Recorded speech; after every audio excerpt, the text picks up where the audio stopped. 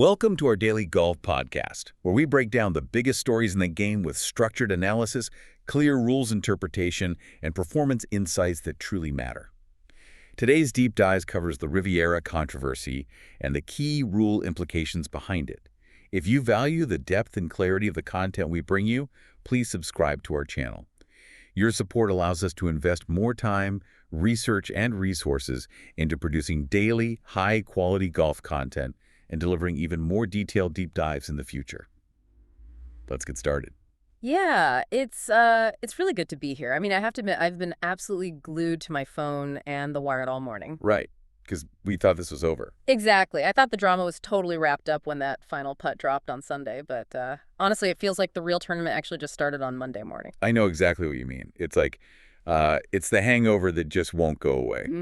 Because you look at it on the surface, Sunday was just picture perfect. You're at the Genesis Invitational at Riviera. You know, the absolute cathedral of the sport. Right, one of the cathedrals. And you have Jacob Bridgeman, this rookie, a guy who has been grinding on the mini tours forever, finally staring down the barrel of his first PGA Tour title. Yeah. He plays under immense pressure on Sunday, sinks the putt, hugs his family, lifts the trophy. I mean, it's the Rocky movie ending. It really was the Rocky ending. It was a totally career-defining moment for him. We're talking about a win that secures his job for 2 years, gets him into the Masters, and completely changes his bank account forever. Exactly. The confetti falls, everyone goes home happy until, the record scratch hits. Yeah, that massive record scratch. Because we are now hearing reports that the celebration might be completely premature or at least severely tainted. And the person pulling the fire alarm isn't just some anonymous Twitter troll. No, not at all. Reports suggest Rory McIlroy is the one raising formal concerns regarding potential rules violations Bridgman might have committed during the earlier rounds. And that just changes the temperature in the room immediately. This isn't just gossip or standard locker room drama anymore. When you have a figure like McIlroy... Who's basically the conscience of the tour right now? Exactly. He's effectively the conscience of the tour. When a guy with that weight flags something, we have to stop and look. So this deep dive is going to be a real forensic case study. Right. We aren't here to judge Bridgman's character, obviously, but we do need to look at the integrity of the competition, the physics of the actual rules in question, and how high-definition surveillance is completely changing the sport. Okay, so let's unpack this. Because usually when we hear about rule violations after the fact, it's something silly, right? Like signing a scorecard incorrectly or a math error. Yeah, clerical thing. But this sounds fundamental. We are talking about how the game was actually played on the grass. Precisely. We need to look right past the headlines and conduct a structured analysis here. The Riviera controversy is essentially a stress test for the modern game. How so? Well, it's a collision between human judgment, the traditional honor system, and 4K technology. Right, okay. Before we get into the real nitty-gritty of the specific rules, remind us of the scoreboard situation. Bridgman won, but it wasn't exactly a runaway, right? No, not at all, and that is the critical context here. The margin of error is basically non-existent. Bridgman won the tournament by exactly 1 stroke. Just one single stroke? 1 stroke. So put on your math hat for a second. Okay. In golf, the standard penalty for the types of violations we are about to discuss, like improving your lie or playing from the wrong place, is the general penalty. That is 2 strokes. Oh, wow. Okay, so this isn't like a 15-yard penalty in football where you just replay the down and keep going? Not at all. A 2-stroke penalty is an absolute death sentence in a tight tournament. Yeah. If even one of these allegations is confirmed by the tour, the math completely flips. A 1-shot victory instantly becomes a 1-shot loss. That is wild. Bridgman goes from champion to runner-up in a blink. The trophy moves, the multi-million-dollar check moves, the Masters invite moves, everything changes. That is incredibly high stakes. And going back to the Rory McIlroy aspect of this, why is he the one bringing this up? I mean, is this just sour grapes from a guy who didn't win? Or is there a precedent for players policing each other like this? It's definitely the latter. Golf is really unique because the field protects the field. Right. There aren't referees everywhere. Exactly. There is no referee following every single group all day. McIlroy isn't doing this to be petty. The belief is that he's doing it to protect the integrity of the result for everyone. That makes sense. But, and this is a really big but, we have to be careful. While McIlroy's stature obviously carries a ton of weight, Fairness requires that any conclusion be based solely on objective evidence. Right. It cannot be about reputation. It has to be about what the cameras actually saw. Okay. So let's get into the weeds, literally. The first allegation deals with Rule 8.1. This is Yeah. about improving the lie. The report says Bridgman pressed his club into the turf behind the ball. Now, I watch golf every weekend. I see guys setting their club down, waggling, maybe tapping the ground. Why is Bridgman in the crosshairs here? That is the million-dollar question.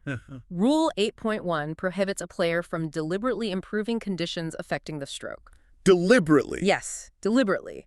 And that includes the lie of the ball, the area of your intended stance, or your line of play. But define improving. I'm playing devil's advocate here. If I set my club down and a few blades of grass bend, have I broken the rule? No. You are totally allowed to lightly ground the club. Okay. That just means resting the weight of the club on the grass. That is perfectly legal. What you cannot do is use the club as a tool to alter the physical environment. Alter it how? You cannot press down to intentionally flatten the grass or break stalks to create a cleaner path to the ball. Okay, but why does that really matter? If the ball is sitting in the rough, does flattening a little grass behind it actually change the shot that much? Oh, it changes absolutely everything. We have to talk about the physics of the impact here. Let's do it. Riviera has kikuyu grass. It's sticky, it's thick, it's notoriously tough. If that grass gets trapped between the club face and the ball at impact, it acts like a layer of grease. Oh, I see. It drastically reduces friction. Which kills your spin. Exactly. It kills the backspin. The ball comes out hot with almost no control. It's what the pros call a flyer. It sails over the green, usually into a back bunker or something much worse. Right, a complete guess of a shot. Yes. So by pressing that grass down behind the ball, you are manufacturing a clean contact point. You are ensuring the grooves of the club hit the ball directly. So he's essentially turning a 50-50 guess into a precision shot. He is turning a totally chaotic situation into a controlled one. That is a massive advantage over the rest of the field. If he did that, he gained a level of control that the other players didn't have. But how do you prove it?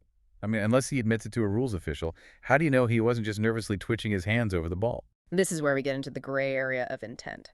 For the officials to actually assess that two-stroke penalty, they need to prove 3 specific things. What are they? First, the action was intentional. Second, the condition was materially improved. And third, that improvement could reasonably influence the stroke. Intent seems impossible to prove, though. You can't read minds. You can't read minds, but you can read body language in physics. The allegation suggests Bridgman didn't just rest the club.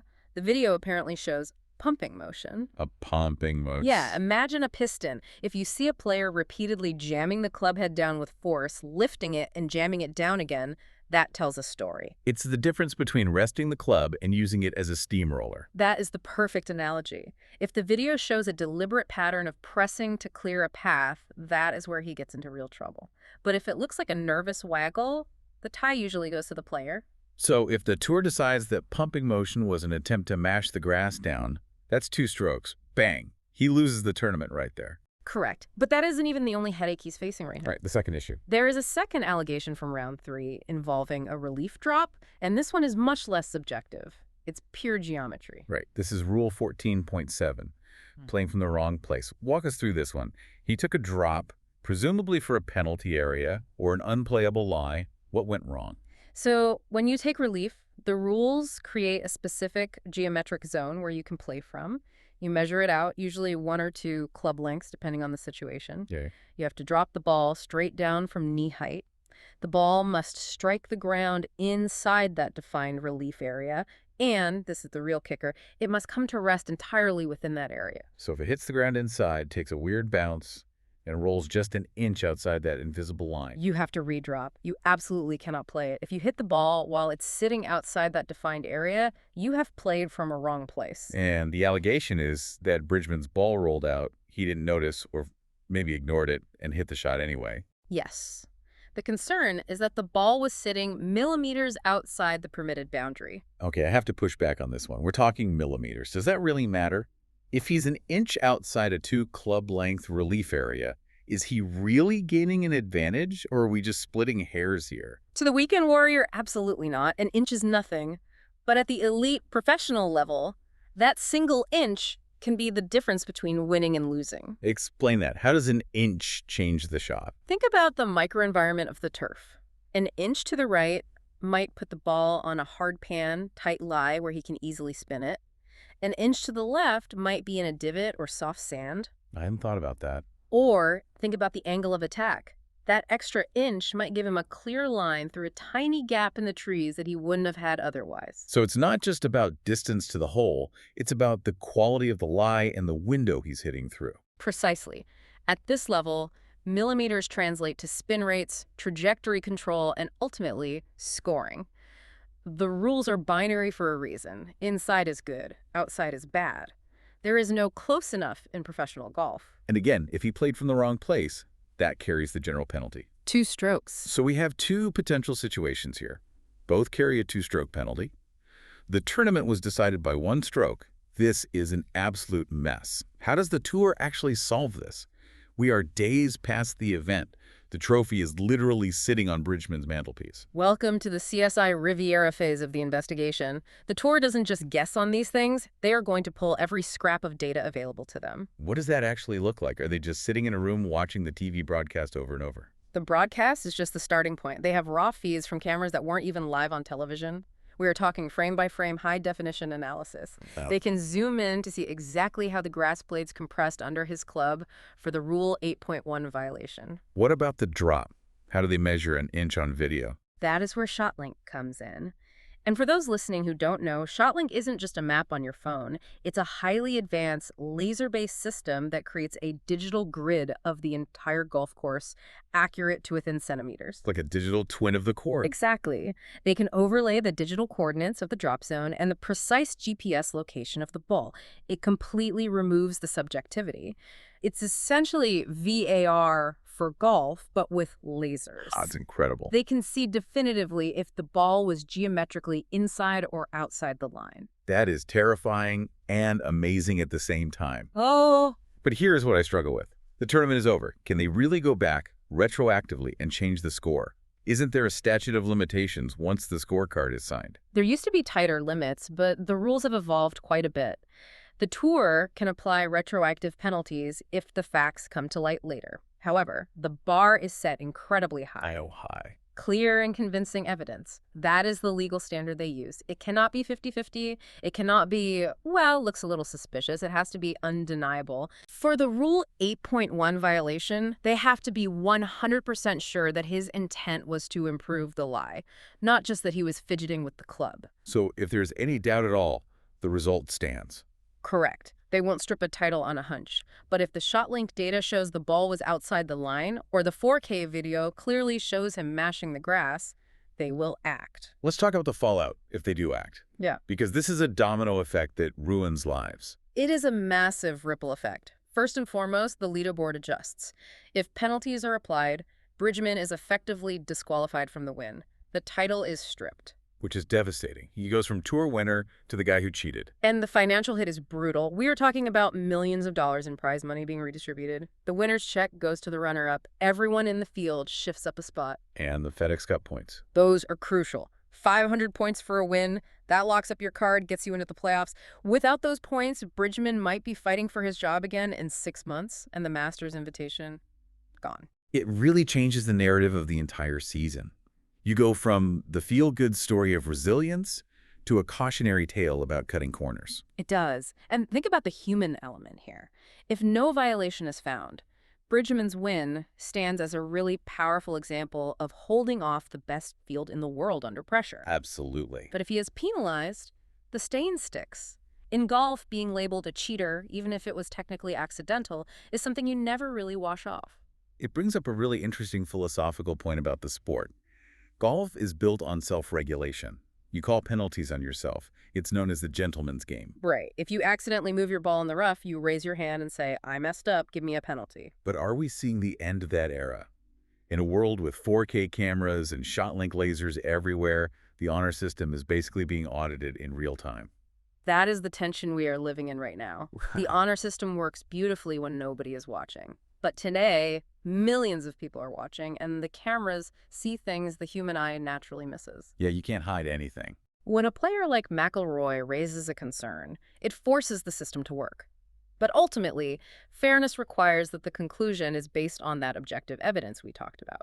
It feels like we are moving toward a world where players almost need a lawyer and a physicist on the bag just to get through a round without a violation. It can feel that way, but the counterargument is that these rules strictly protect the field. If you let someone mash the grass down or take an extra inch on a drop, you are disadvantaging the guys who played strictly by the book. The rules have to be the wall that holds the integrity of the competition together. Without them, the margin of victory loses its meaning entirely. Exactly. If Bridgman won by cheating, even a little bit, then he didn't really beat the guy who finished second. So just to recap where we are right now, no official ruling yet. The result of the Genesis Invitational is hanging by a thread. The tour is currently in a dark room somewhere looking at frame-by-frame video and laser data. That is the summary. It is a waiting game now. Everything hinges on whether that visual evidence crosses the threshold of clear and convincing. It's a reminder to all of us, especially you listening right now, that golf isn't just about swinging the club. It's about navigating a minefield of regulations where a single inch or a single heavy hand can cost you a career-defining moment. Absolutely. It's a game of millimeters and immense integrity. Before we sign off, I want to leave you with a thought to mull over. We're living in an era where technology captures absolutely everything. If the camera can see things the player didn't even realize they did, like being a millimeter outside a drop zone, does the definition of intent need to evolve? Or is the honor system becoming completely obsolete because the camera never blinks? That is the question that will define the next decade of professional sports, not just golf. Definitely something to think about. Thanks for diving in with us today. Always a pleasure. We'll catch you on the next deep dive.